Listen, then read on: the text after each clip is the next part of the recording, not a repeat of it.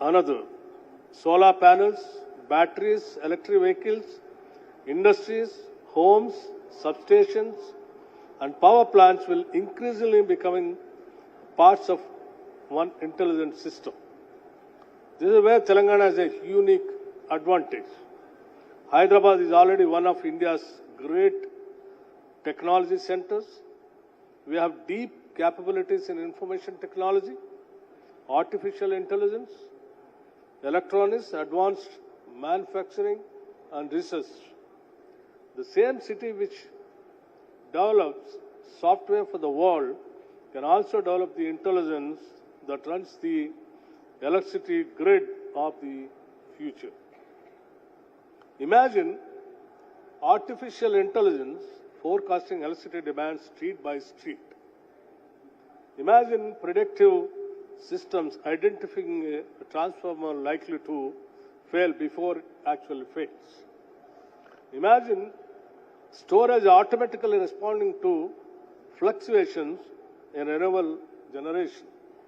Imagine industries adjusting consumption intelligently when electricity is abundant and expensive. The convergence of electrons algorithms will be one of the defining opportunities of the next decade. And Hyderabad should be at the center of it. Artificial intelligence itself will require enormous amounts of energy. There is an interesting paradox here. Artificial intelligence can make our electricity systems more efficient, but artificial intelligence itself consumes enormous quantities of electricity. The global expansion of artificial intelligence and data centers is creating an entirely new class of electricity demand itself. For Hyderabad, therefore, clean energy is not only an environmental policy, it is increasingly also economic infrastructure.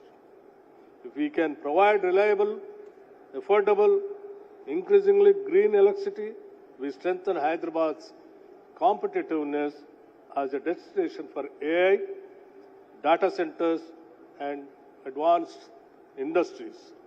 We are already beginning to see this connection.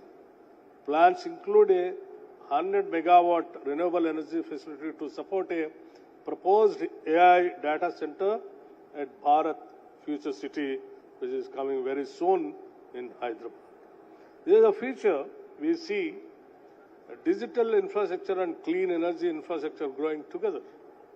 We must manufacture the transition.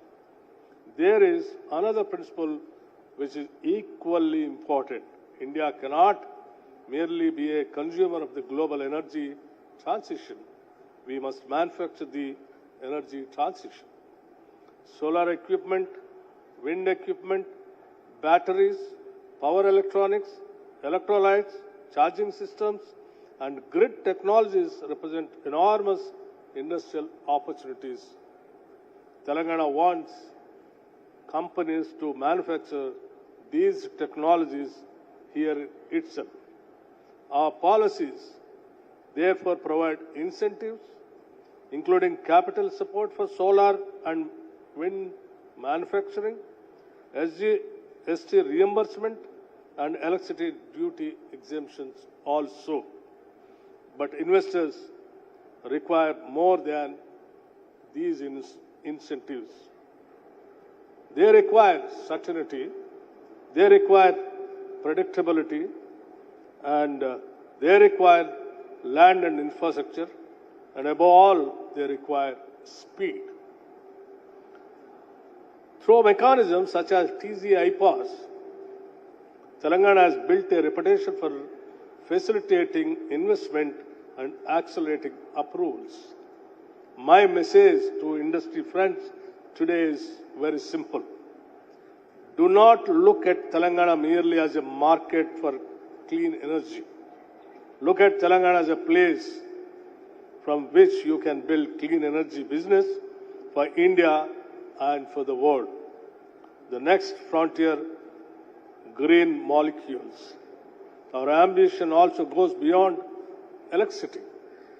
Green hydrogen, green ammonia, methanol, and sustainable aviation fuels could transform sectors which can not easily be electrified. Our roadmap envisages more than 400,000 tons per annum of green hydrogen by 2030, rising further by 2035. But friends, here too our objectives should not be confined to producing just merely an hydrogen. Around every emerging technology there is an ecosystem.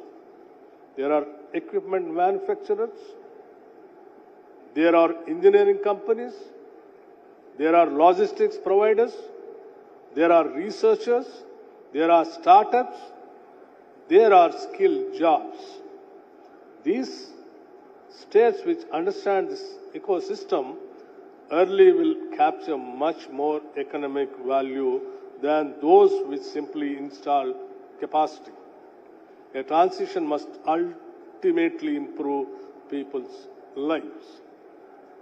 But amidst all these numbers and technologies, we should remember something fundamental. Energy policy is ultimately about people. A successful energy transition cannot be measured only in gigawatts installed or tons of carbon avoided. It must also be measured in jobs created, farmers supported, industries made competitive, business enabled, and families receiving dependable electricity. Agriculture remains particularly important for Telangana. Distributed renewable energy, solarization, and efficient agriculture power use can reduce pressure on the electricity system while opening new opportunities for farmers. Similarly, electric mobility will increasingly connect the transport sector with the power sector. Telangana today has fewer than 1,000 EV charging stations. Our roadmap envisages around 6,000 by 2030, 12,000 by 2035. The boundaries which once separated electricity, transport, technology, and industry are disappearing. That is why the transition must be planned as an ecosystem. Government cannot do this alone. And this brings me to perhaps the most important point. The scale of investment required is simply too large for government to accomplish alone. Government must therefore change its role. We must move from a model where government attempts to do everything to one where government enables an ecosystem in which many people can build. Industry must bring capital and execution. Technology companies must bring innovation. Financial institutions must create new instruments. Universities must generate knowledge. Startups must experiment. And governments must create the policy, subtly, and infrastructure that allow all of these to happen. Green bonds, blended finance, carbon markets, and private investments will all become increasingly important. The energy transition will succeed only when public purpose and private enterprise reinforce each other. Friends, that is why this summit matters very much. That is also why gatherings such as the India Energy Summit matter. Because the energy sector can no longer operate in silos. Generations cannot be discussed without transmission. Renewable cannot be discussed without storage. Electric vehicles cannot be discussed without charging infrastructure. Green hydrogen cannot be discussed without renewable electricity. Data centers cannot be discussed without power availability. And none of these can be discussed without finance.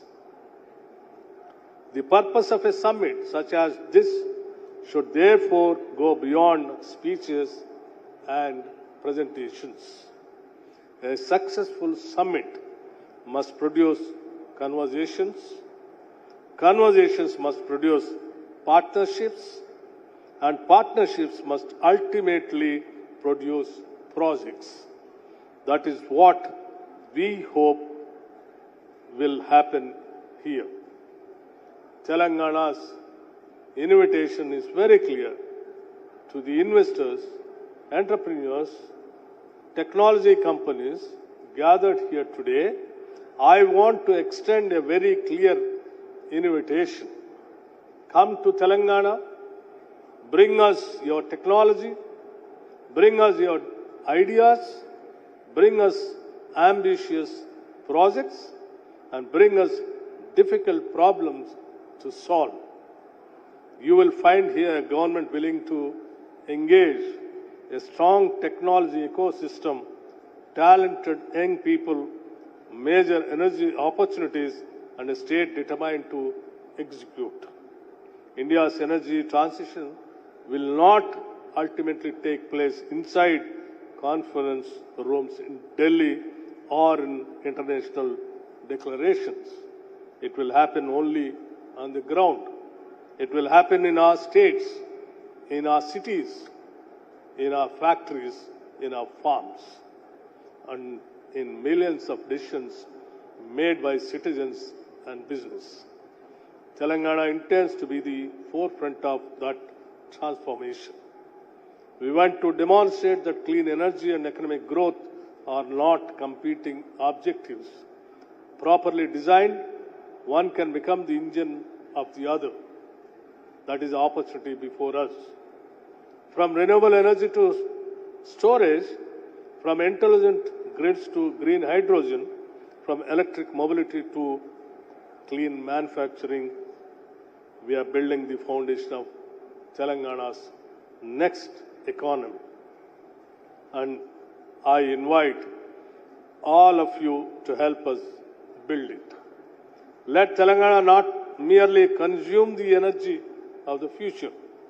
Let us create it, store it, manufacture it, intelligently manage it, and build new prosperity around it.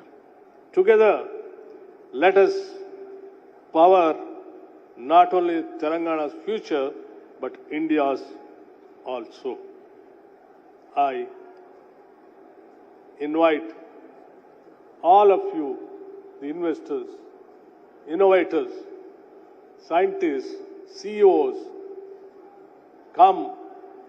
Telangana is a state to encourage all kinds of investors, and it is a heaven for the investors. The state is willing to welcome you with wholeheartedly to share our prosperity and grow together.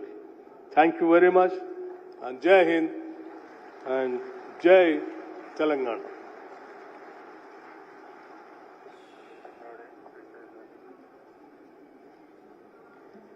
Thank you so much, sir.